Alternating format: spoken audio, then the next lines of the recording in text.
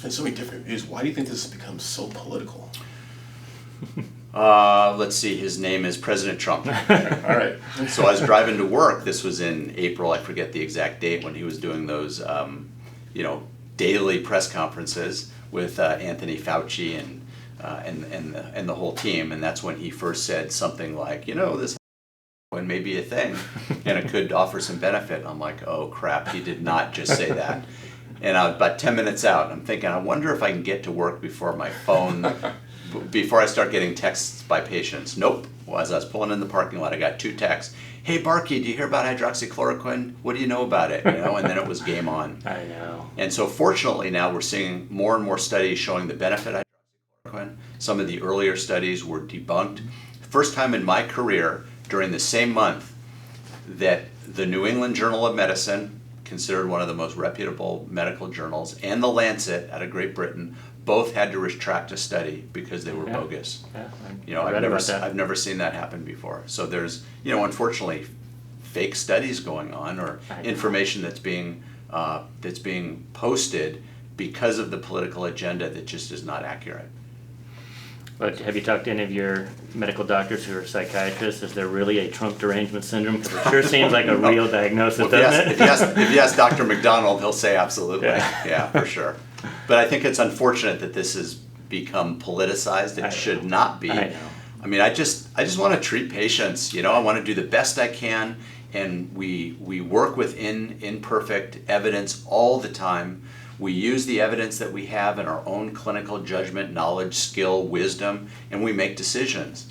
And then patients go to the pharmacy and they pick up a prescription, and no harm, no foul. But now, if I were to prescribe you hydroxychloroquine, there are a lot of pharmacies that when you show up, then there's a phone call. Hey, Barke, I need to find out why are you prescribing this? And that's never happened before. Yeah. It's not a controlled substance. It's not even a harmful. I couldn't hurt you with if I wanted to. I get it if they want to call because I prescribed Vicodin or OxyContin or some controlled substance, perfectly appropriate. Or if there's a dosing issue, if I write 2,000 milligrams instead of 200 milligrams, absolutely I want that pharmacist to call. I have nothing but respect for pharmacists. They often save me and help me. I'll call them to talk about dosing of a particular medication. They'll help me. They'll look up data for me. Wonderful service for those professionals. But this is the first time that I've ever been challenged on a non-controlled, safe medication that for whatever reason they don't like that I'm prescribing it.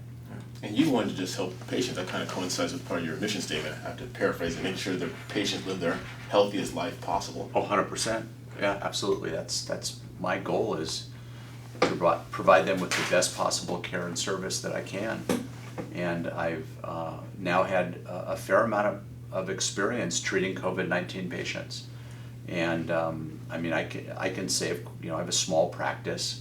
I'm not doing studies, but I can say, and I know this from my colleagues who do this as well, when you treat this illness early, it's almost universally successful. If you wait too long, when the fire is raging, much, much harder to treat. And that's what they were doing at the beginning. They were telling people to go home. Yeah, right? Now the reality is, you guys are young and healthy. If you got COVID-19, I would make a lot of money if we were in Vegas betting that you could just be home and ride it out and be just fine. Most likely that would happen. But why would I want to take a chance of a small percentage of otherwise young, healthy people that escalate and now get into trouble? Like this guy, 57, it's not that young, but he's still young, who ended up in the hospital because he waited for 2 weeks before he did anything. Why would I want to do that? Yeah. Like even this 77-year-old lady that I described to you, most likely, statistically speaking, I wouldn't have to treat her. She could be at home and she'd do fine. But man, if she gets into trouble, she's in the age group and the risk group where she could die from that. So why would I want to risk that when I have a treatment mechanism and product that is safe and pretty effective, especially when it's combined with zinc and some other tricks that we're using and supplements? Why would I withhold that from somebody?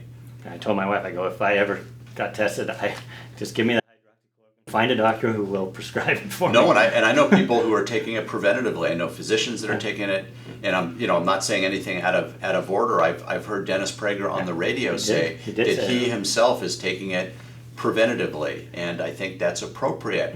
At worst, it doesn't work. Yeah. At best, it prevents him because he's a public figure and in the public a lot. At best, prevents him from getting COVID-19. Right. Well, and before the Trump talked about it, the doctors in New York, one of them said he just takes it prophylactically. Right. That was a medical doctor in New York treating this. Yeah, you can't say that now. I know. It's a shame. I know. You have a paper or papers coming out? I have a book that I'm writing. Okay. It's a compilation of some of my essays that I've published over the last month or two. And I put them together, and I'm very blessed that I got Dennis Prager to write a foreword, and Larry Elder provided a blurb for it. Should be out probably within the next week. And you can find it on my website, rxforliberty.com, rx4forliberty.com. Social media, same name, RX for Liberty. And what's my Twitter handle? RX_for Liberty. Awesome. So it'll be available on all those different social media So all of our channels. viewers, and they can find you. Absolutely. And then what I hope in a week or two, I'll come back on your show, and I'll hand you guys an autographed copy, and we'll talk about it. Oh, How about awesome. that? Yeah. Awesome. We appreciate Do that. that. That'd Yeah. be great.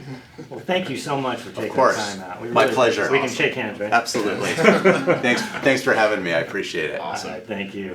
Well, you guys, that's a wrap. All your questions answered about the coronavirus. I hope this was informative. Until next time, I'm Cedric. I'm Brian. We'll see you later.